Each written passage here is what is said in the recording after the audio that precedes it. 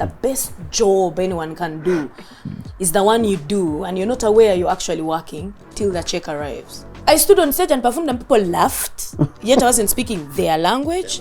Do you remember the first time you were able to earn from your artistry? So I worked like the whole of first year at university. I was doing radio drama. So we did a whole series and I was doing like 3 voice characters. It was like, what, 1.5 million shillings? But that was like the first big money I'd ever, and I didn't see it coming. My mother calls me and is like, I wanted to sit down and talk to you. My heart is like, dudum. She's like, Sote. How ready should we be? Yeah. I'm like, you and who? She's like, us. Like, who is it?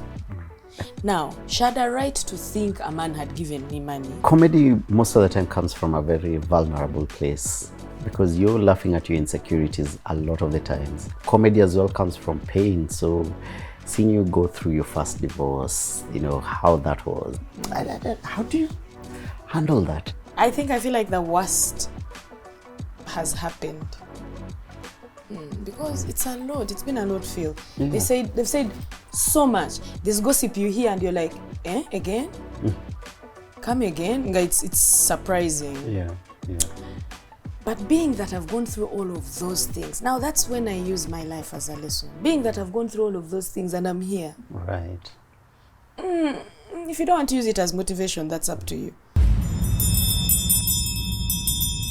Classmates, because of your support, we are getting bigger and better. Becoming CEO has partnered with Fair Deal Furniture, the official licensees of Ashley Furniture Home Store, the biggest manufacturers of furniture in the world, where the chairs are very, very plush and the tables are timeless, and the only thing more polished than the wood is the wisdom. Here we don't just sit and talk, we strategize and we build empires.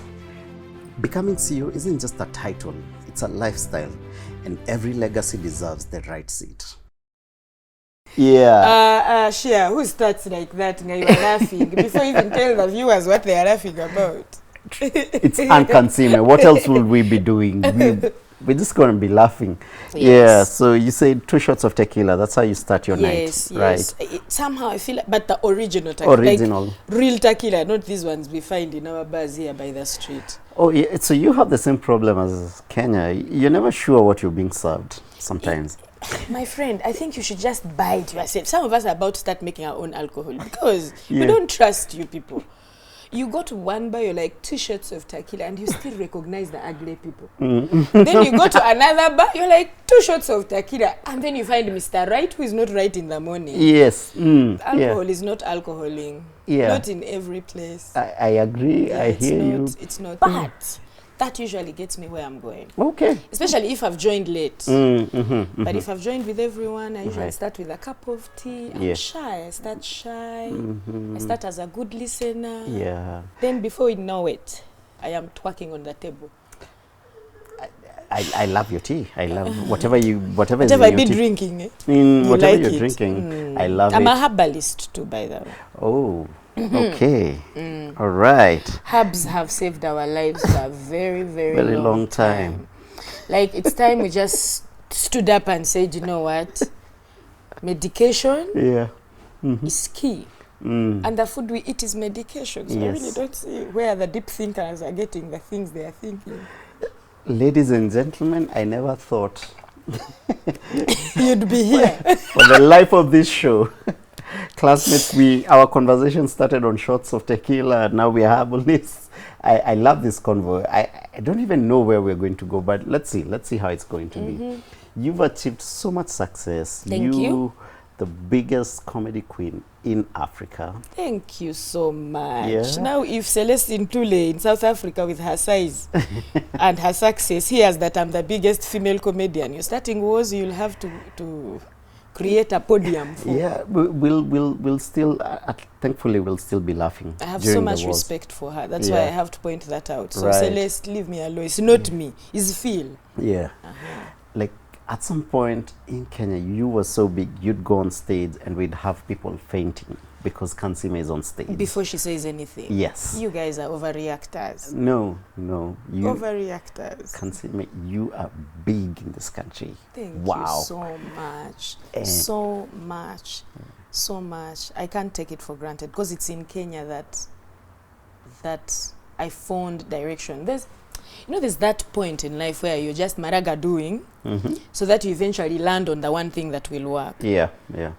But when I came, that don't mess with Kansiime, I didn't choose it. Right. You people loved my show, and one of you went out of their way to find me and tell me, come do this for us on our TV. Yeah. I need you to know that's some kind of intent, eh? Yeah, absolutely. Kenyans love me intention. They decided, say, that one we're going to love her. The rest we don't know, but we love Kansiime. We love Kansiime. Yes, even on the streets. Yeah, no. Sometimes absolutely. you meet someone and you're like, this one can't know. Then you meet a serious one, you're like, this one can't know. Me. Most of my bosses were former stalkers. They're like, I've been looking for you for like 4 years. Where have you been looking? I've been here. I've been here. What do you mean? Yes. Yeah. So Kenya, the love you have for me, I just always hope I can put it in a kavera and send it back to you. That's all, really. Oh, wow. You've traveled the world, you've won awards, you've been on big stages, you're an entrepreneur with your own resort. And like it's like you have this fire under your feet, like you're always building and growing and doing all these shows and achieving all this success. I think I just wanted to start from, do you feel like it's time to slow down, or you're just getting started? I feel like I slowed down. Yeah. I feel like you know how you said that there's a time when I feel like I slowed down, and COVID did to me what it did to everyone. Yeah. It made everyone be like, okay, so I won't go down today. Okay, first wait. So I'm not an essential worker or wrong. I'm just working. Right. Okay. Yeah. So COVID did to me what it did to everyone. Right. I should say. And I think I slowed down. Also motherhood. Yeah. If you're living a normal life where you acknowledge where you are and accept change as it comes, you have got to change when you become a mother. Because this is what I actually think. Men should plan to meet their women afresh when they become mothers, because no mother is the same person before they become when I tell you I'm a different person from the Anne that was not you don't get it. No, I did a lot of research before this interview, and yes, there's a clear distinct difference before you had a child and after. And which is why when I tell people I love the father of my son just differently, not the way he would like me to do it or the way communally I am supposed to do it. I love and respect him. He's a loyal, hardworking man, but he's not. We will fight because he will not give me what I want, and he knows I deserve it. So we look after our son. Right. Like I just told you, I'm here now. He's home with his son. Right. And when I'm done here, I'll tell him I'm coming back home. He would pick me from the airport if he can, or go about his work and his ways. We raise our son together. But it has come from fights that, when I say it, it seems too good to be true. You remember your ex you can't talk to, and you're like, how though? We fought. We gave ourselves time to misunderstand each other. Right. We are a lot alike though. I'm born 13th April, he's born 15th April. Our son is 14th. Oh, wow. In the middle. So it's like we are a lot alike. I know when I'm doing something that will piss him off. When he's about, I see my son and I know he's about to get to my nerves. So we knowing each other so much like that, I can't help caring about those two men in my life. Yeah? Right. But that's not who I was. Yes. Before I gave birth, me caring about another human being. It was me. It was me, myself, and I. So I'm thinking it's really unfair. Men need to acknowledge, like, first of all, know that the woman you take to hospital is not the one that comes back home with you. When you put it in your head and know it's a different person, you plan to treat them differently, plan to do better, exercise, more patience. But these are lessons that are taught when you're 50, given up on life. You'll never find such lessons being taught to the 20-agers that we are seeing and the 30-agers who are just mixing life. Do you think we would actually listen, or the younger people will listen, or when we were younger, do you think we would have listened to such a conversation? I am hoping someone is listening to me, because there are things Yeah. that if my mother had had a chance that I have, a lens pointed in their face and being asked, do you love all of your children? Right. And they are given a chance to explain how love varies from the challenge. As in, you're not a magician. You can't love even twins that you have given birth That's to true. the same, The you same, know? that's true. So I feel like our parents never had a chance for honest conversation. It was so risky being honest. You risk losing your tongue by That's speaking true. the truth. That's true. But right now, I think I speak at least 3 truths in a week. And I'm safe, and I've not ended up in prison. Right. With these mandamanos of you guys, look at the freedom we have now. It's true. Now we talk. So it's really, the owners are on us. The Yeah. information is there. If anything, we have a very big problem of an influx of information. Right. So people don't really know which one they should zone into, which one they should. YouTube, do you know how many shows are going to go up the day you post? Do you know how much rubbish Yeah. will go viral? And someone will be like, these two, what are they talking about? Film producer, and is what? Trying to be funny. So people miss the fact that there's even so much information out there. The era today, our generation, our Gen Zs, better zoom in. Because there is so much coming out, and you need to be able to sieve and see what grows you. So you're asking me, will they listen? Yeah. They better. They better. They really better. Right. I love having a conversation with you is like unpacking a whole movie, and I feel like we just started in the middle of the movie. So I'm going to take you to the beginning of the movie. Let's start. They're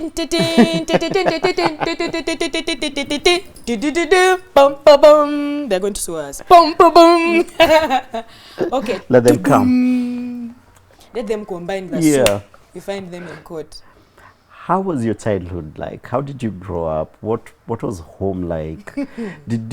Were you always funny? Did you always know you'd end up as a When I comedian, tell as people, an they artist? don't believe. As the most boring child at home, I think. Oh, wow. Everyone at home is mentally disturbed. Especially my parents. May their souls rest in peace. They gave us everything. All their madness. I took all my mother's madness minus nothing. Right. And then I think my dad was also very hilarious. But he was the kind who everyone else is laughing. He's the reason why everyone is laughing. But his face looks like he's not even in the room. He was just that mischievous. Right. But you're talking about me as a child. Yeah. So I was sheep in the kids' play in nursery. Right. Then the next year I was a wise man. Then I've been on stage I used to perform, that child that performs for guests at home. Right. That child, I was in love with my father. Right. I used to call him my boy lollipop. I really miss him so much, that man. And he loved me so much. My father loved me so much. So I used to be that girl, that 7-year-old that insists on being down to fry daddy's egg when he comes from office. And then I'd put daddy's egg on the plate and then put tomatoes and put caul. And I think it was stuff that gave him a running stomach. But he ate it, and here I am talking about how much I loved my father, really. Yeah. As that child, I had so much love. I grew up with 5 other siblings and like 5 other cousins who I don't think now we talk. That happens when you grow up together and stuff. So I grew up in such a family that we were not few, we were not poor, but we never had leftovers. Right. We would eat lunch, we would eat it, probably wash the saucepans on the table, and we never had leftovers at home. Like rats, we had no rats in our house. They wouldn't survive in your That's too much. You're asking for too much, my friend. Rat, you have nothing in this house. I have a 5-year-old daughter, and so whenever I see a lady speaking so fondly about their father, like I just pay attention because I want to be. Oh, you pay attention. Let me tell you something. Yeah, my father made sure that I didn't. So we're not so rich, I had money, but I was an interesting child. So I had friends, boys from rich families that were my friends, and as a tomboy. So I was always playing football, hide and seek. I was Cynthia Ruthrock as an action. Others were there doing dolls. No, as an action film Oh, I love Star. it. Right. Break time. Yeah. I didn't take break. I fought for my break. Yo, so that was the kind of kid I was. Right. But my father saw that, and I think he didn't know how to say, be careful around those boys. As in, Yeah. come to me if you want. What he did is when he was retrenched, he gave me his ATM because he started planning on building us a family home after he had been retrenched. It was a late decision for him, something I learned from him, because the first thing I did was build my parents a house before I even built mine. Wow. So I knew that it's important when everything is done, where do you lay your head? Is it the ground you own, the one that God put you on, or it's also hired? How do you expect to have good sleep when you lay your head on a pillow that could be jacked off anytime? Right. So I kind of entered the world of working knowing that the first form of security I need is the door I open to go home when I'm done from the noise and everything. That's why I can afford to tell you that when I'm home, it has to be good money for me to leave the house. Yeah. Or good party. Like you have to give me FOMO. So I really love home. Because even just going to a bar, just to drink those shots I was talking about, feels like work. Yeah. You come to the bar and you land on someone who decides their problems are your problems. And you're funny, Anne. Or maybe you cracked a joke and it was not funny. Or maybe they used your joke on someone and they chucked them. But people have given me problems. You're just going out to chill. So, what my dad did, he gave me his ATM. Right. And now I was in charge of running to the ATM, picking money for the materials that we were using to build our house. How old were you at this point? Like 12. Wow, that's really good. 11. That's a good foundation. Yeah. So I robbed my dad dry. I don't think you get it. And he knew. See, this guy worked in a bank. So I would go, he would send me for like, okay, I know our money at home might alarm you, but just leave the figures alone. Yeah, we'll just convert it just to let's focus on the issue. Yeah, okay. So he would send me and be like, go pick like 1 million. You know, whenever I know. And it's Njugush. I used to be confident when I'm talking about our money, but the day I met Njugush, he will never let me. Eric Command never stops telling me how our money is paper. You should just use it somewhere. But anyway, so you'd send me and be like, go pick this amount of money. In my genius head, I would first pick what I want, because I knew that last one comes with a receipt of what you've picked. Right. In your genius See, I was head. too sharp. Yeah. I was really a good thief. That's why I was saying I couldn't work in a bank. And that's why he saw me and said, Nana Wange, please don't work in a... I know where you'll end up if you start counting other people's money. Ooh. I think he saw me as like, look at this little thief. How do I teach this one? So I would go pick like 20K. Already, that's a lot. I would pick like 20K, then put the card again, pick the one I've been sent, and march home with the money and the receipt and everything. But man got the alert. He knows what just happened. Yes. But he would keep quiet because of the company I kept at school. For him, he says, this is later, when I risked and asked my father, what can I do for you? Nagamba, my child, nothing you have is yours. Everything of yours is mine. You stole it from... That's when he started telling me. You that he knew I was robbing. He's like, I saw you hanging out with Mr. Turia Temba's sons. And I was like, they have money. They're going to confuse you. So I wanted you to... By the time they're giving you money, you have your money, which you have stolen from your father, and which you know that you'll steal again next week because he will send you again. So I actually bought my dad like 3 different cars. Bought him one. He finished it. I got another one, tired of it. So I paid. And I remember every time I would go to him to ask him, Daddy, how do I spoil you? He's like, you haven't even scratched the surface, my child. You know? It was a proper He's African like, you man. really just, you haven't started. Right. But that's my dad. Wow. That's my childhood. Very safe. I know love. I can recognize love. And I am so happy I can give drops of it to my son. Right. Because I wish I was the kind of woman that stays at home as much as my mother used to. We had to... You guys, am I the only one who used to pray that my mother finds something to do, like a trip, and leaves? No, I'm just asking, not being rude. But somehow I felt like my friend's parents always had trips to take. At least they went to the village. My mother was always there. Who is always there? So you can't do anything wrong. So, yeah. I did like it as a child, but I see who it turned me into, and I'm like, I wish my son had that too. So I do everything I can to be up in his face. Right. You know, we were talking about your dad earlier, and I picked it up immediately. Just, of course, you picked the humor and the artistry from both parents. Both. The teeth are for both of them. They all had milk teeth till they died.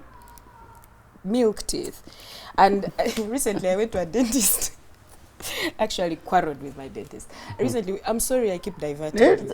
So recently I went to a dentist. This is so boring. No. I am talking and talking and talking. Please. So I recently went to a dentist. And I had a sick tooth. I knew it was one, like it's my mouth. Right?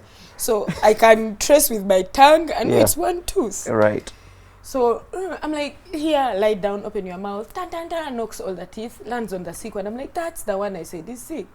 So then he starts, they call the chief, I think chief dentist. Somehow when I enter a place, the board members come out, you hear that the board member owner of the business has come to say hi, take a picture. So by the time I lay on that bed, I think they had called all the major doctors of that dentist hospital. Right. So I became like a lab rat. So for them, I think they were hosting me. But I don't know how you expect to host someone who is lying down with their mouth open and they have put something and they can't follow their saliva. So anyway, I was lying down and then this dentist starts poking. And then I'm like, that's the tooth. He's like, hey, okay. So he calls his colleagues and they start analyzing my milk teeth. They're like, okay, so what we're going to do is feel here. So they have a whole, what do they call them? The ones that fill these spaces. Wow. You know these things. What do they call them? Is it denture? What's the dentures, yes. Like they put, and then you wear it and you look like the smile is full as if mine is empty. So this dentist starts saying, so we can't, is it this one? I'm like, I'm sorry. I'm like, can you remove this? I want to talk freely, please. Push up.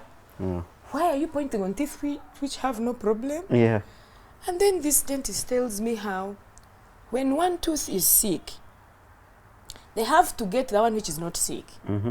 Drill a hole in it. People. Listen, so this one which is sick, they need to remove it. But Anne can't have a missing tooth. No. I'm like, what? It's not in front. I don't care if it's missing on the side. Like, no, we don't want to let you go with a missing tooth. I'm like, okay. So they removed that tooth. And then they told me that they have to drill a perfectly healthy tooth. That to put the foundation to hold whatever it is they want to. So I listen. I'm like, So that means right now, this, what you're going to do, you're doing it to a tooth that has no problem. And then you want to fill these spaces. Why? My parents are already dead. I can't see this smile from anybody. So you want to come and remove all my generational blessings from my mouth. Because I've walked into your day. So, my friend, these teeth of mine, they are tiny, but they can chew. Okay. You give me life and see if I don't eat it. So, she got her teeth from her parents. My parents. Both of them together. This is all they could give me. Okay, right. No, there was an interesting story you were telling me about your father telling you not to be a banker or a politician. Never. Yes, he was a banker for about 27 years. And coincidentally, there's a politician who's just become an MP who's called Kansiime. Back at home, someone just entered parliament and they're called Kansiime Anne. I have a feeling they used me in their campaigns without my knowledge. They are from my village. Theirs is Kansiime Anna with A-N-A-H. But we awfully resemble. So I really want to go there and we talk about it. I know who is in office, me or her. Or us. It could be us. Okay, I mean, she can pay for IP. I love it. I love it. No, it's her name. She managed to put an AH at the end. Otherwise, I would have her. Don't be a banker or a politician. I think one of the things I actually remember, I remember thinking I could be a politician. Because in school, I was the school house captain, I was the school goalkeeper. Anyway, so I used to think I could enter politics. But before my dad died, he used to have conversations and summoned unceremonious conversations. Like he calls you and the topic has nothing to do with the weather or what is happening. Right. But he feels an urge to talk about something. I remember him telling me, whatever I do, however likable I begin to feel, however popular I become with my fellow citizens, I should never ever dive into politics. Right. Partly he used to say my truth would kill me, because I speak, sometimes I really don't know when not to talk, guys. And I'm 40 now, so I think I will never know when not to talk. Like, I can't wait to learn it when I grow up. So knowing things like those, you just don't position yourself in places where you're there endangering yourself as a species. So I stayed away from politics to honor his blessings, but also he made me swear never to work in a bank. Right. He said there's no sadder life than a life of someone counting money that's not theirs. You go home smelling money you don't have. And I think he knew my thieving history. So I think in his head was like, there's no way my child is going to survive counting other people's money when she's here emptying my shelves. Okay. So yeah, I promised, and here I am, an entertainer. Right. Certified Entertainer, which you knew from a very young age because you started performing from when you were... For free. Those things should end. Reward those children back at home. You can't have a chief entertainer who entertains you, and then you still allow her to beg for pocket money.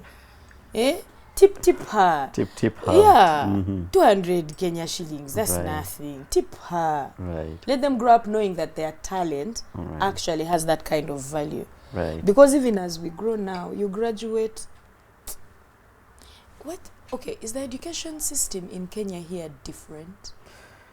I don't think it's that much different. Though I don't have much experience with the Ugandan syllabus, but let's leave. Yeah. I'm afraid of talking about the education system back at home because the boss there is the first lady. Oh, okay. And we need this show to air. Yeah. Remember when I said we fear politics? Yeah. Let's talk about the education system of Kenya. Okay. How is it here? Here we speak our truths. We tried switching the education policy like 2 or 3 years ago. So everyone is confused. The teachers are confused. The principals are confused. The kids are more confused. The parents are even way more confused. So we don't know what's going on. At home in university, a course that is music, dance, and drama. When you hear that, don't you expect a graduate to be able to entertain you? Yes.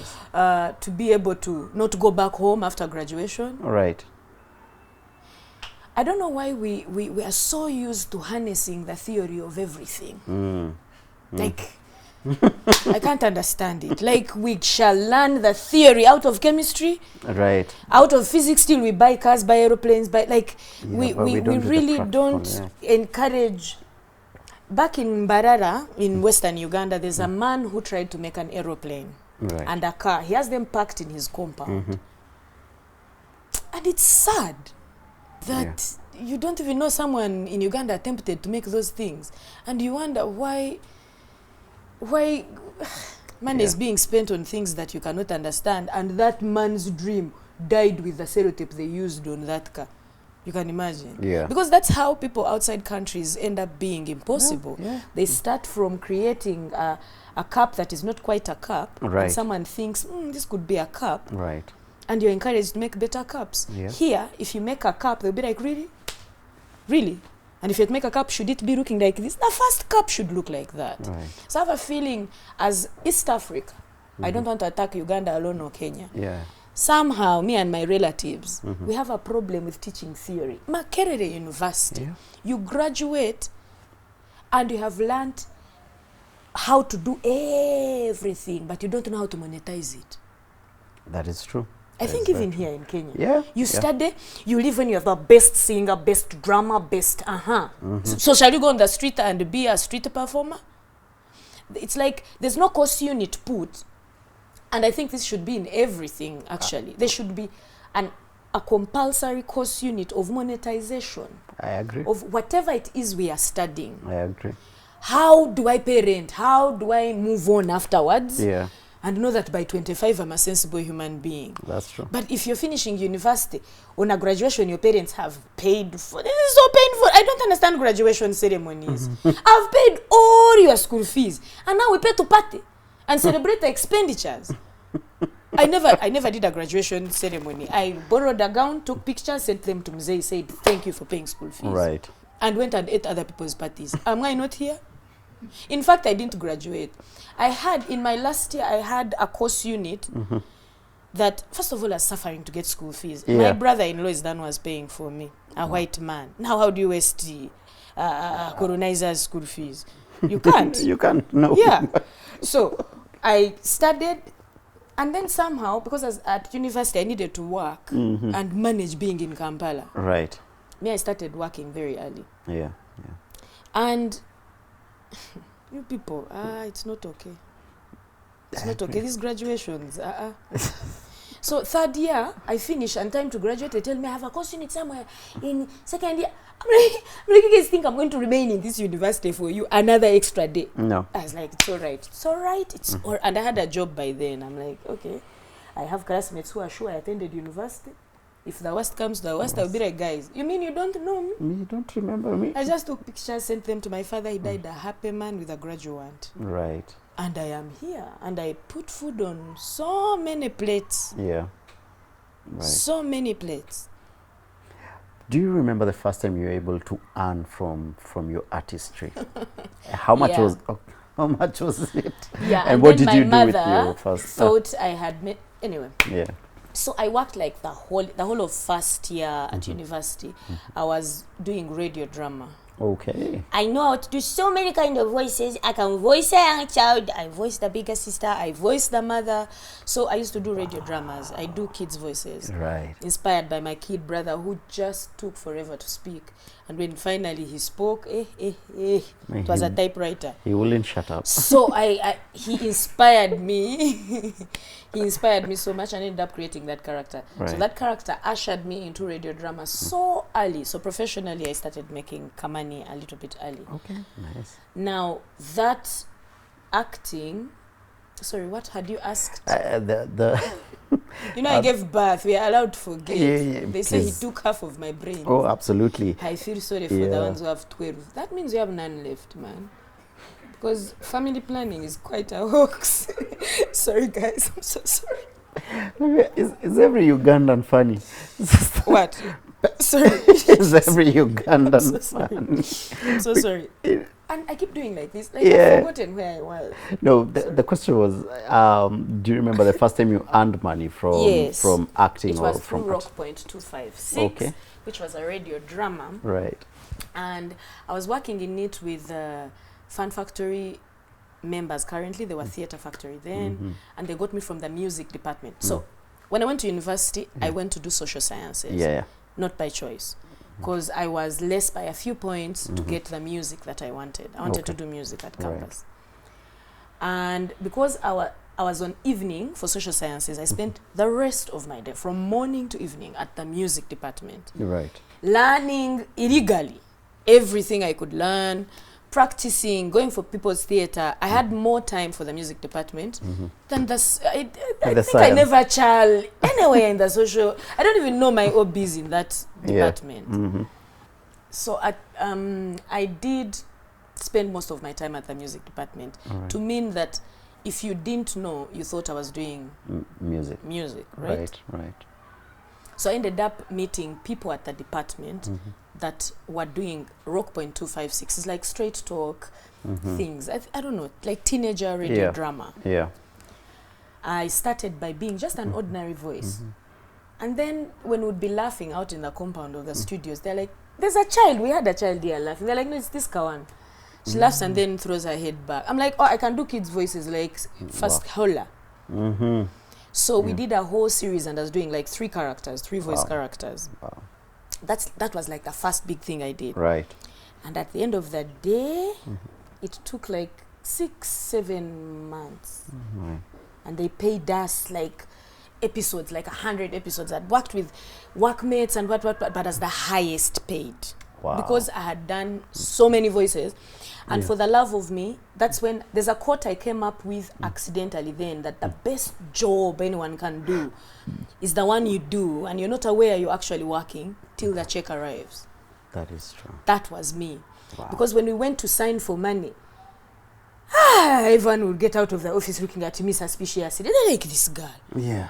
How did I sign against, and the biggest amount of money was hers? It was like, not a lot really. It was like, what, 1.5 million shillings? But that was like the first big money I'd ever, and I didn't see it coming. Right. So I got it and went home. And when I reached home, I wanted to buy new saucepans, new flasks, new what.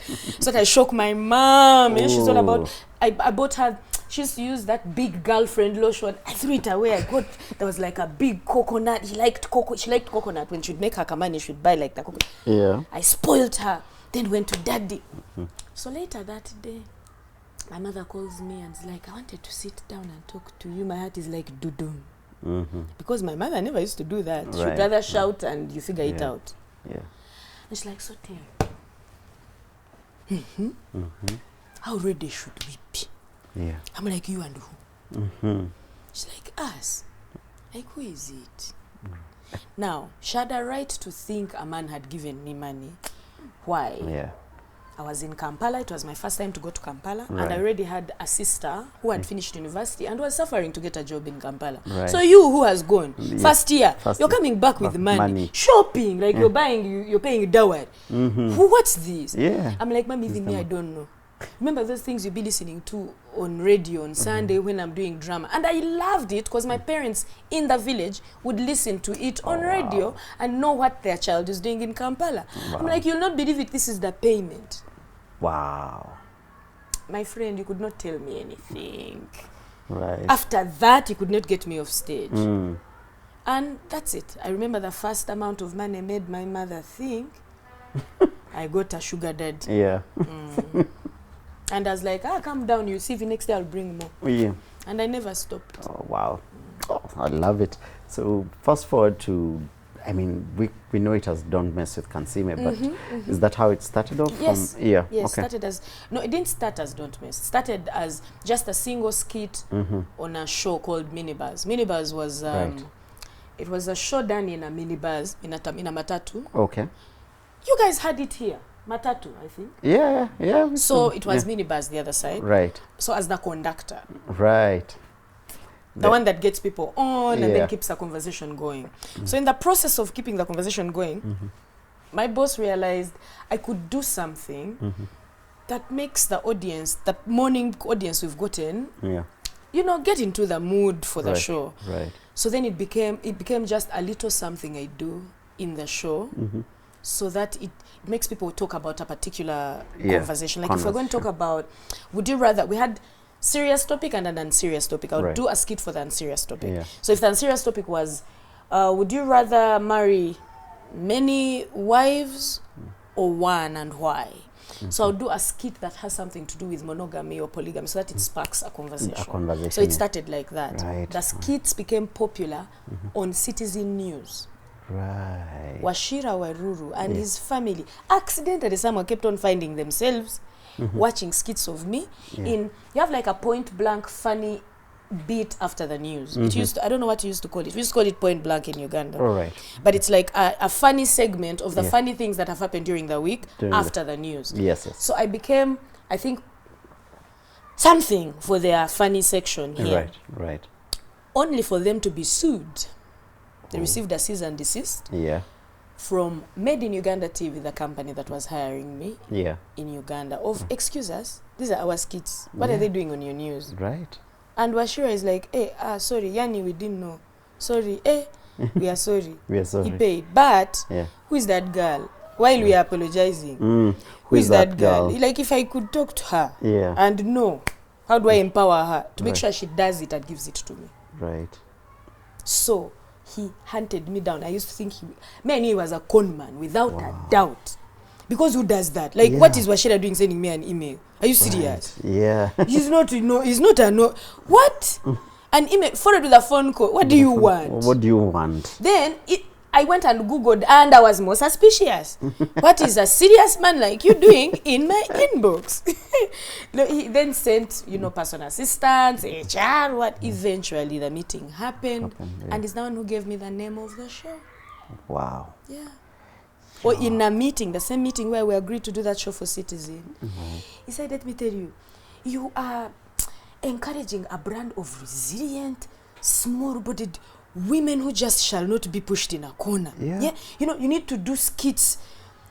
Like, don't joke with me. Like, don't mess with Kansiime. Yeah. Just like that. He said it and couldn't unsay it. Right. I was like, that's the title of That's the the show. title of the show. Don't mess with Kansiime. And I made sure every skit, I was a winner. Just that now I am tired of winning. I even recently did my first Don't Mess with Kansiime auditions at home. Yes, I saw that. And I was overwhelmed. Right. I didn't know how many people want to make fools of themselves on screen for the pleasure of anyone else. Like, I really didn't know I had so many colleagues out there. They came, Sean, and we're actually right now shooting new season of Don't Mess with Kansiime, where there's a possibility of people messing with me.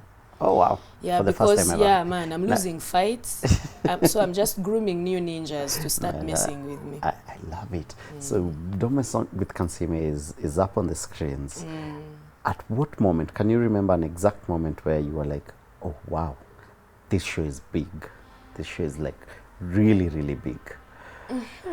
So, now that's even strange because I wasn't putting so many things online by then. Yeah. But we went to Algeria. It's a predominantly Arab-speaking, French-speaking, but what they speak is not what we speak. Yeah, absolutely. But we went to Algeria and I was famous. Wow. I wanted to understand it. I didn't understand what it was. I was like, what? I stood on stage and performed and people laughed, yet I wasn't speaking their language. Their language, yeah. So some things, then I remember I went to Zimbabwe. Kenya is overwhelming. Yeah. I arrived and I'd never been here, and people were treating me like, we know you, don't pretend. And now for them, they even thought I spoke Kiswahili. Yeah. Yeah, if you say something, I repeat it, you think it's mine. I just know how to repeat accents and stuff, but I really am horrible with languages. Right. So I think that moment where I realized Don't Mess with Kansiime is too much. You're being known in places you have no business being. I met the Queen of England. That it? Yes. Hey, my friend. And my first visit in London, I met the Queen. What is that? And I'd gone for a show. Right. I had never been there. First of all, I had to figure out how to do stand-up because I was being invited as an individual. Right. So I couldn't take my skits. Yeah. Here I am now being an individual performer because the people that want me can't afford the whole team, they need performance. So now you have to be a stand-up comedian. I think just being known in spaces I've never been. Don't mess with Kansiime. It's the gift that keeps giving. Oh, it does. It's the one thing that gives me a salary, whether I'm sleeping or awake or not. So please don't stop watching. And I won't stop doing them. You said I should slow down, and I passed that bit of slowing down, but I think I've slowed down. I still work, but I only do what I can. Those days I used to do everything. Even what I can't, I would shove myself at it. But right now I spare some energy so that I return home a human being. Comedy most of the time comes from a very vulnerable place because you're laughing at your insecurities a lot of the times. And I don't know why. It's more funny when you're laughing at yourself. And so a lot of the situations you portrayed as well brought you the love, but it equally brought you, people messed with you in real life, and I don't know, comedy as well comes from pain. So seeing you go through your first divorce, how that was, and people just attacking you like you're this loud and obnoxious. Like he wouldn't have handled. Like really, we don't blame that guy. He did well. How many years? Good kudos. I know. Yeah. How do you handle that? It's something I tell my artists. I tell them when you're in love and everything and you're happy, you stop being funny. True. Yeah. True, guys. Yeah. True. Yeah. So When you're in love, when you're rich, right. kids from rich families can hardly make you laugh. Right. You have to come from a particular kind of background Yeah. to be able to draw some humor from pain. A place Yeah. of pain Yeah. brings... Okay, so how do I handle being ridiculed? Because I do it fast. I'm really so honest with myself, and I surround myself with people who... I can never delulu myself into feeling I'm tall or light or quiet. Eh? No, my friend. I know who I am because of the people I've surrounded myself with. But also, I feel like the worst has happened. Because it's a lot. It's been a lot, Phil. Yeah. They've said so much. There's gossip you hear and you're like, again? Come again? It's surprising. Yeah. Yeah. But being that I've gone through all of those things, now that's when I use my life as a lesson. Being that I've gone through all of those things and I'm here. Right. If you don't want to use it as motivation, that's up to you. But I surely should motivate someone into knowing that they will say everything they say, but stay the course. Right. And you will get where you're going. That's all, really. I think, and also most of my content, really, I always make sure I'm the joke before I attack someone else. Yeah. If I intend to abuse you and how you are short, I'm like, okay, I know I am short. But then I throw it back at you. Right. And somehow you feel shorter, even if you're taller than me. Why? Because you can't now say, even you are short. Oh, yeah. I've already told myself. That's true. So there's that. There's also that way of choosing to do things that when you wake up in the morning, Phil, very few artists, you've said you tell your artists, very few artists recognize themselves when they see themselves in the mirror. And when you stop recognizing yourself in a mirror, just visual, how do you think you can align and know yourself enough to be okay with your big nose, with your no bum, with the things that you should be okay with? Because you're, unfortunately, you're fearfully and wonderfully made, whether you believe it or not. That's true. So it's just that we live in such, somehow our lives are so quick. You know what's happening in Saudi Arabia when you wake up before? You know how your face looks like. That's true. You wake up and you're like, what is happening in Palestine? Madam, what is in your compound? Are the hens you left there last night still there? Can you first focus? And it's the same even when we step out of ourselves. Artists, it's like the world runs so quickly, someone needs to be told, first wait. Must you do this? We don't do that. We don't do that. And when you stop recognizing your real face, then you've lost the real you. And then you convince yourself that the one you are thinking is you. He is you. So you delulu yourself into living a delulu life. And that's what's happening. I know my friends who think they've made it, but you want to shake the delusion out of them and be like, no, you haven't yet. Yes. Yeah. Keep working. Did you ever reach those lows? But there are days you woke up and you were like, nah. I think when my mom was sick, my account had an echo, like of a coin would drop into my account and I hear, empute. Like I was spending like 22 million per week on my mom in intensive care from my pockets. Whoa. Then I dried properly. And then that depressed her and made her feel like, yo, this is me now. I've eaten my child's money, finished it, and I'm going to die and leave her poor. And you could see it in her eyes. Same time I was trying to get pregnant. With a man who, at some point, Tata Selassie asked me, you're going to turn me into a bad person. Like, I'm here every night telling you we should get a child. Have I told you that we should? But I don't fault him. He's younger than me. Not a lot, but I was at a point where I felt I want to be a mother. And God should reward me with that. And you're the partner I have now, so you just carry the stress, whether or not it's you who has brought it, you know? And you're the one going to give me this child, so really you better be stressed with me, you know? And then it's like, be easy. Life is not about getting everything you ask for, when you ask for it, how you ask for it.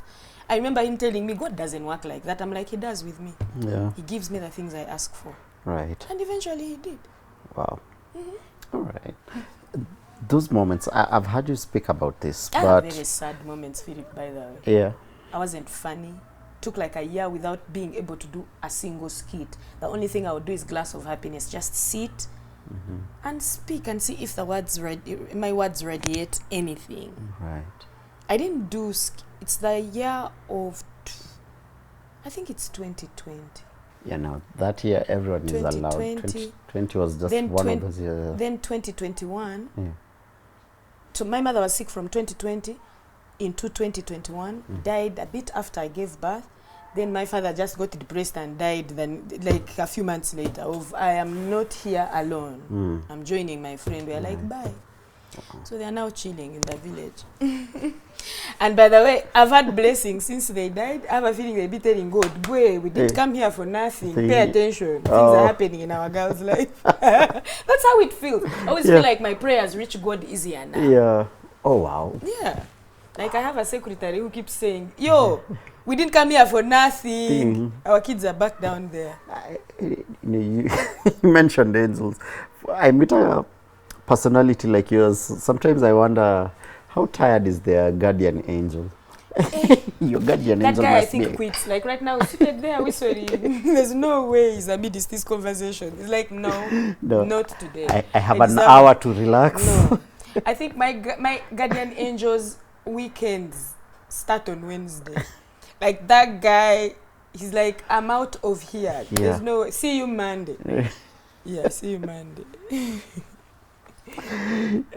You built a whole resort, your backpacker resort, and I was listening to you somewhere, and you're saying you built that because you wanted somewhere you could escape. Yes, and still it's where I go to escape. Right. Half the time I'm there and the world doesn't know, and even when you ask, we say it's closed for renovation.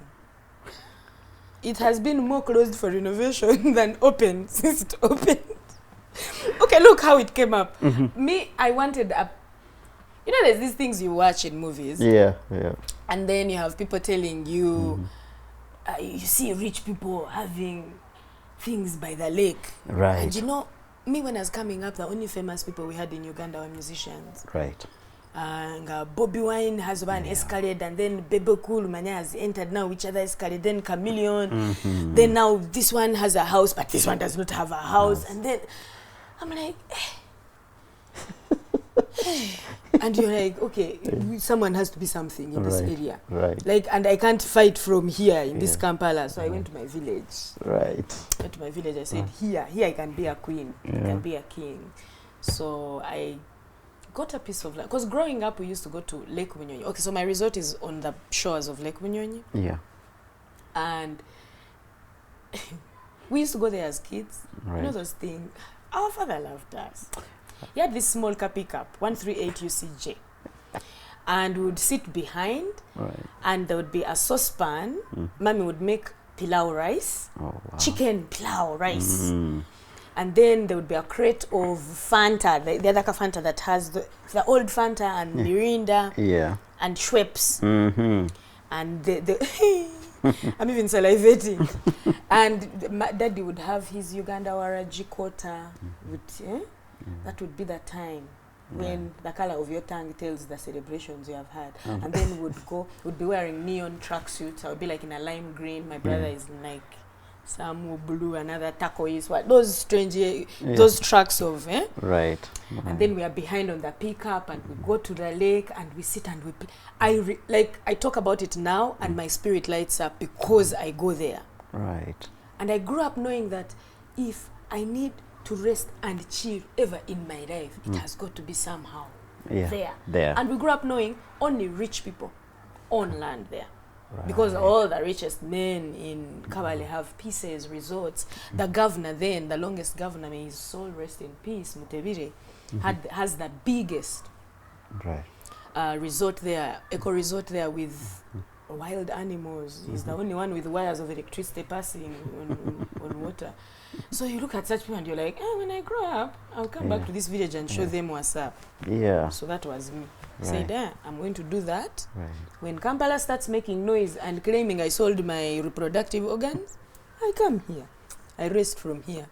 And it saved me. I think I conceived from that place, actually. Because I built it with Tata Selassie. Right. With Sky. Yeah. Wow. Very royal man. He used to return all the balance. Sometimes I look at him, I'm like, that's not royal. That's not even good. Because had he taken it, he would have done like some businesses right now. I would not be telling him to give me money and I can't give him money. Yeah. So anyway. So now you're used to being an artist, a comedian. Now you're a business person. How was that switch for you? Because I'm always interested in that, because for me it was way, it came me like, because I'm a filmmaker, I thought, let me just own my own company. And then I quickly realized there's passion and there's business. And these two things. Unfortunately, I'm still trying to separate the two. The two. Because I'm passionate about my business. Mm-hmm. So now how do I eliminate passion and business and expect to thrive? Right. Yeah? I deal in feelings. I deal in a business of vibration. My friend. Yeah. You can't enter the vibe when you haven't paid rent, when your phone is on one bar. It's true. It's self first. Right. So I think it's because I pour so much into myself, much more than I used to in the beginning. Like I look after myself. I have my days. I told you I keep to myself. Yeah. Some I protect myself from things I never used to think I needed to protect myself from. Then. Right. And maybe that's how I get by. Do you remember like an actual moment you were like, okay, now, I've been doing this comedy thing. Now I've started a resort. I need to figure out the business side of things, like the cash flows. Now, actually. It's now. It's now that I'm thinking of. I recently had a business manager who I don't like. He's going to watch this. She better. She's going to watch this. She better. I don't like it because she asks questions I don't even ask myself. Like, I hired you to inconvenience me. Is that why I'm paying you? And I'm so careless because I know how I felt when I was doing something, not how much I spent. So accountability becomes a mystery as far as she's concerned. Yeah. So then there are things that we shall commit. People commit with money. And by the time that time is approaching, the vibration is not the same and I'm not about to lie to people. And I don't want to go. It's like, and this is business. This is not witchcraft. Like, this is business. You can't say you're showing up and you don't because you don't feel. I'm like, but I won't deliver. So what would you rather? Someone sees me at an event and says, I never want to see Anne again, or say, Anne was supposed to come, but I missed her. I would rather you miss me, and I will return your money very well because I don't feel prepared for you. That is so interesting. Yeah. Phil, I've reached a point of chasing money. I thank God so much. I will look at money and be like, this one I can make, and this one, no. And that allows you to actually stay aligned, honestly. I think it does. That's true. I think it does. You survive so many accidents, potential accidents. Right. Talk to me about Kansiime Foundation. So it's been acting. dormant. Oh, okay. It's been dormant since, I think I last did an activation when Selassie was 2022. Yeah. Because of COVID, as in like you can't be busy trying to feed everyone else and everyone else is. You see now when you're black tax, when you're successful at home, you are the chairman. Whether you stood, you're the clan leader. Right. Me, you see me here, I'm short, but I have so much gray hair in parts you can't see because of the respect. Because of the respect that my kinsmen back in the village give me. Like, hey, I'm holding a bendera for so many people. You have no idea. So because of that, you accorded respect you didn't ask for. Right. You have to move with a particular amount of grace. My friend. And then you spend, my God, you spend what you don't have. You promise people things and they come and ask for them as if they lent you money. Right. And I know how to give when I'm happy. Right. But don't come and remind me what I gave you when I was happy, when I'm sad. You find me when I'm sad in a corner, calculating my coins, and you remind me I wished you chicken tonight, yesterday. No. Let's be aligned. Like if you say I'm still in the feeling, get what I've promised you. Yeah. Tomorrow I'm a different. I think Aries are like that. Tomorrow I'm a different person, and I'll be like, really? I said What that. was I eating? Where were we? What had you done? Inspire me again. Maybe you can intrigue the generosity again. Right. Like, that's it. What's it feel? I love your honesty. That's it.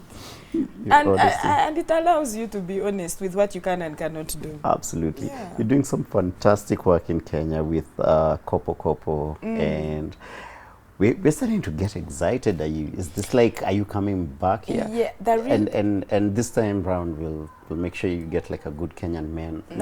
Okay, Phil, first of all, Yeah. don't threaten me with a good time. Oh yeah. Oh, You don't have a woman. Uh-huh. You're here threatening me with other men who are not in this conversation. Right. But you are a Kenyan man and not an ordinary Kenyan man. In fact, if we are now ranking standard Kenyan men, Phil, you're like in 7, 8, 9. But you're there now talking for all that 6, 5, 4, 3, 2, 1, which is not here. So very careful. Start now. Ask that question again, if you are brave. Because I have an answer for you. Hey! I'm giving you a second chance to just ask that question again about Kenyan men. I clearly am not brave enough to ask that question I'm again. with Kansiime today and get you a share. Yeah, but woo. We are excited to see you And around. I've been told, first wait. Okay, oh my God. The problem is you pay the editor. So you can cut these things out. But I pray that the God I serve sneaks them onto online. You're there talking about me finding a Kenyan. Shame upon you. Do you know how many times I've been coming to Kenya? I came here before Njugush got Ceres. Yeah. Eric even got a child with a light-skinned girl. Right. So the problem is we are waiting for you. You are being suspicious. Show us. Guys, don't be threatening me. Are you going to get a Kenyan man? Feel. Yeah. You were supposed to have taken me on a date first. Right. So that I allowed to come here. And here you're threatening me with a dinner date. Man. This is not right even. What's this? Yeah, we as we wait for Kansiime to cool down, she's not happy. Kenyan men, again, we are on brand. We failed Kansiime. You want people to think I'm a bad person. No, you I'm walked not off. a bad person. Not every short person is quarrelsome. Are you sure? Some of us love audibility. Want to be audible. And then when we are us being audible, you think we are quarreling. No, I always assume that all short ladies have like a meeting with the devil, like at around on Friday around 9:30 a.m. Is that when you meet? 9:30. Yeah. Friday. So that's when you plan how to, With the devil. Yeah. What time do you meet with him? Just curious. So I usually wake up in the middle of the night. Yeah. Why are you? What's that? By the way, I feel judged by the audience. You don't wake up in the middle of the night. To do what? I wake up with fellow witches. With fellow witches. Me and my fellow witches know what I'm talking about. Oh God. Oh. I did have fun with this conversation. I clearly identified that you're safer with Ugandan men. Kenyan men have been letting you down. Yeah. No, even Ugandan men. Let me tell you something. With Ugandan men, it's worse. Because they're just suspects. You suspect that they will do better. I mean, they're funny. I'm funny too, so now... Yeah, okay. Yeah, that's a good point. Yeah, I asked you that, are all Ugandans funny? You should see the number of memes and videos we have of Ugandan yes, politicians especially. Our favorite is the Ugandan Minister for Finance. Money will come, eh? Yeah, money will come. Yo. Steady progress. Very steady. Money. Yo. Money is coming. This is gossip, but are you guys planning to vote in? There's one who's been trending lately. He's vying for an MP position. Who is it? What is his name? But you have to say his name. I won't pretend to know him because I know what you're trying to do. Okay. I stop. But he's like 150 years old. Like he's old. Yeah. What is his name? I've forgotten his name. You'll just pretend you don't know him. It's okay. Is Moses Ali? No. I really... He can't comment. No, I can comment. He's not my relative. I also don't understand what's going on. Because unless they are hoping that like he's going to win and then maybe gift his winnings to someone who is more capable. I don't know what psychology we are using. But since I'm not a politician, I already told you I don't like politics. Let's move on. Let's leave Moses Ali to age gracefully. Right. Anyway, you were telling us what's next. Oh yeah, you work with Kopo and also what's next now? Just know, me working with Kopo was an amazing opportunity of bringing me back to your eyes as Kenyans, coming back to my first love. And now I'm going into making new, freshly squeezed comedy. Right. And then, actually, there's a new platform called Play It Loud. I don't think it has Ugandan, Kenyan content. Okay. Play It Loud. It's back at home. Right. And that's where I hope to put, but you can access it here. Yeah. That's where I hope to put all the new things that I'm doing. The grill, the comedy grill I did recently, that's where the content is going to be. And it was, we underestimated the what? How thick the skins of the people in the audience and on stage would be. I thought Ugandans would cower. They wouldn't take a joke, but were you part of the grilling team? Because I was the meat being grilled. Okay. But I wrote that. We wrote. We sat down as a team and wrote for everyone. Everything it is they said was actually written. It was just a question of how naturally do you deliver it. Because we wanted to manage fights, man. Because I think one of my nightmares will be a situation where Kansiime is grilling me because you look like you can roast let someone. me tell you something, Phil. Those are the... Now, that we would retire. After a show like that, you accept me to do that to you? Kenya would show up for you. You'd retire after that show. You wouldn't need to even watch the content. You'd have sacrificed yourself. You would have gotten everything you're looking for. But you should do that. Are you guys doing roasts here? Yeah. There's a good friend of mine, producers called Eugene Bogo. I really would like to. There are some people I would like to roast for free. For free? Name one of them. Like I would want Njugush to sit here. Right. And Abedi, they sit here and they first do this. I want them to first do the physical insults because the things they do online, it's as if when they meet, they'll do something. So we first see what they can do on their own. Then I would weigh the scales. Right. And then maybe at the end of the day, Mamito passes with the highlights of the news of what has happened. My friend, we should do something like that. Eugene, let's do this. Let's make it happen. Sit somewhere. We have things to tell you too. Me? Like on the panel. Oh my God. Sit somewhere so that we will come here and tell you what we think about you. My God. We really should do one. Ladies and gentlemen, I hope you've enjoyed our session today, our class today. I think I have laughed. I've really, really enjoyed this. And thank you so much for honoring us. Call me back, Phil. Call me back. Absolutely. Call me back before the end of the year.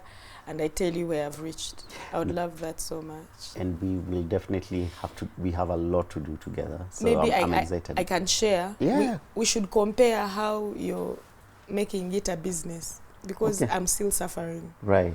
I'm having fun. Right. Doing business. Right. And sometimes I lose track. I look back and I see the dust, but I don't see where I came from. You know? Like... No, I think I have a lot to learn, but I also love there's a beautiful Kenyans and Ugandans. I think we love each other in terms of... We belong together. Oh, absolutely. Me too, me too.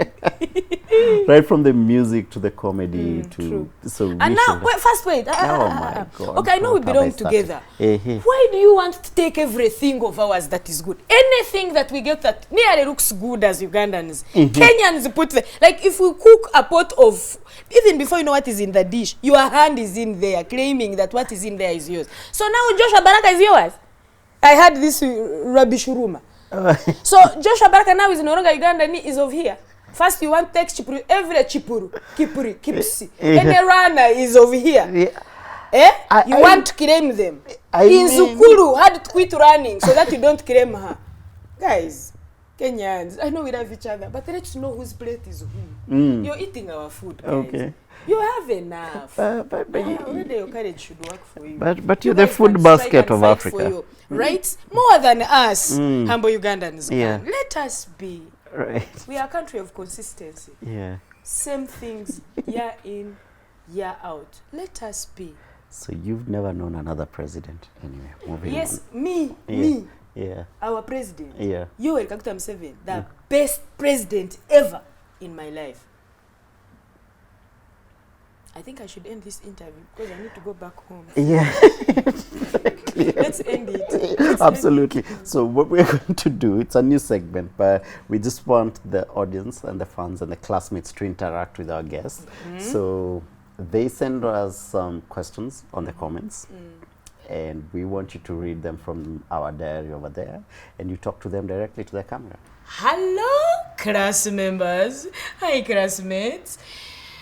Let's just say this is the new class monitor of today, and I have 3 questions here that you have sent. What's the weirdest thing someone has seen on your desk? So I need to buy a desk, guys. I don't have a desk. The things I do don't give me the privilege of having a desk like this. But the day I get a desk, you'll be the first to know what I put on it. But it has to be a desk that doesn't make me feel shorter than I already am. That's one thing I know I'll put in mind. I need to look tall and majestic behind whichever desk it is I have. Question number 2. If we gave you a free Ashley makeover, what's the first thing you'd upgrade? Ashley, I would have to first buy a new house. Because the things in Ashley warehouse, my house is not worthy. I have to buy a house good enough so that it has the elements I have seen in this place. People, these guys, it's like they have furniture. The first furniture we saw and said, this is furniture. Like the first chair you saw and said, this is, vintage, amazing stuff. That's what they have. And I think like a house back in Uganda. No worthy. So I'm going to build a house so that I am worthy of Ashley's beautiful things. Otherwise, maybe who knows? If they give me something and I put it in my house, that's how upgrades start, right? When you have money, the car is like 16 million. Can't you start by buying tires? Get your windy thingies, these ones that wipe. Get timing belt. You can get, there are these rugs, like the rugs of a car. So, Ashley, I've had you, the threat of a makeover. I'm going to go at home and organize myself and be worthy. And I'll come back. Question number 3. Do you have rituals that help you switch on when you walk into your office? That's something I actually do before I even step on stage. It allows me to know that whatever I'm speaking is coming from my stomach. Yeah, and it gives me joy and makes everyone around me relax and know it's never that serious. Otherwise, you guys, hey, this is a very good class where everyone keeps quiet and listens to the person presenting. Clap for yourselves. Thank you so much. That was so much fun. So the guys from Ashley have a gift for you. I can't wait. Yeah, but this is... Let me see what you're threatening me with. Threatening you with a good time. With a good time. Yeah. Who's going to help me? Yeah. Who has free hands? 40? 44? Yeah, please help. 40? Yes. Help. Yeah, come on.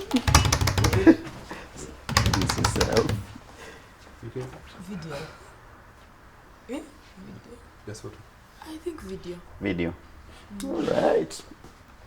You want to be seeing me? In this corner. First of all, who are you? Yes. And introduce the whole introduction. I know you are not available. Yeah.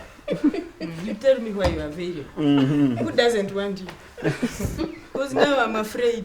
Now you're afraid. You won't those are so available. If I'm like, why are you available? Because even me, I know why I'm available. You, why are you available? Me, they chucked me. I'm not good enough. What's your excuse? Time. You have no time. You must be a rich man. You're busy making money. Me. Absolutely. It's okay. I'm sorry. I'm overpowering you. Thank you, Kansiime, for honoring us with your presence today. You're welcome. And we have had you But you don't need to buy a house first. Yeah. Because actually, I'm giving you a gift card where you can buy something even today if you want to. So there we go. Now we can start looking. We can have start. to go back home. All these things here are forgetting a fuso.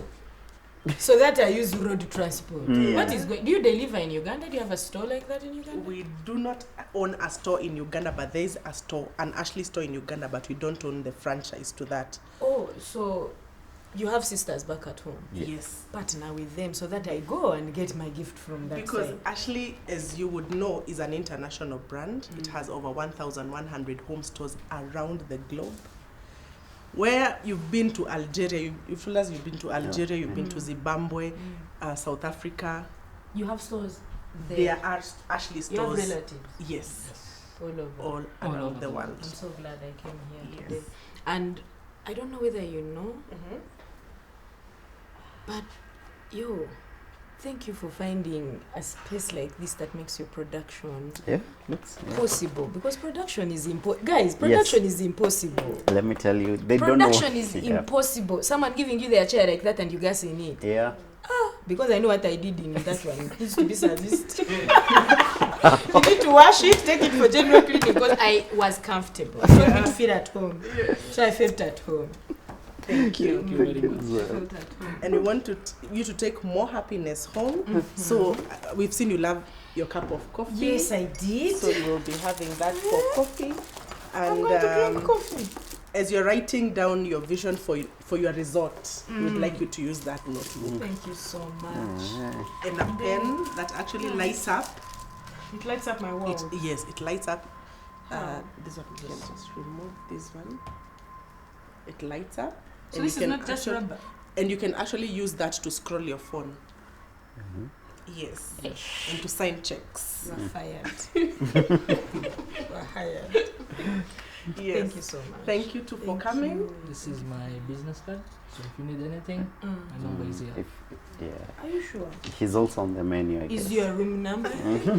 Because I'm just seeing phone numbers and they look like office numbers. If your room number is not here, Yusuf, we are wasting each other's time. Muhammad, what's this? This is the number. Okay. Oh, the room number is there. Okay, so I scan here and I've arrived. Thank you so much. You're very much welcome. Thank you so much. All right. And I will come back. Threaten to invite me and see. Yes. I will come back. And we actually love that you were on brand. Actually, the two of you. Right. This is the Fair Deal brand color. That is the Ashley brand. Oh, color. No, for We us, didn't even- we are just inborn ambassadors. Yeah. Like you just pay us. We've already worked. Absolutely. And we can host your event here, right here. Yes. They do that. They can clear the entire space and we host it here. So let's do You are this. shouting. Yeah, we are shouting a lot. I might hear you.